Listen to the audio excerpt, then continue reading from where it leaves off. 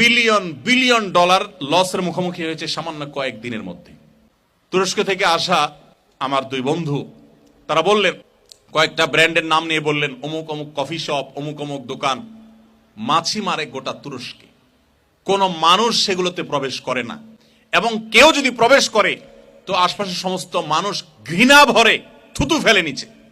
আর আমার দেশে আপনি যদি মুদি দোকানগুলোতে যান, আপনি যদি সুপার মার্কেটগুলো যান, আপনি যদি আমাদের বাসা বাড়িতে যান, এইখানে যারা আসি, আমার তো মনে হয় ম্যাক্সিমাম মানুষের বাসা বাড়িতে এই দখলদারদের পণ্য দিয়ে পরিপূর্ণ।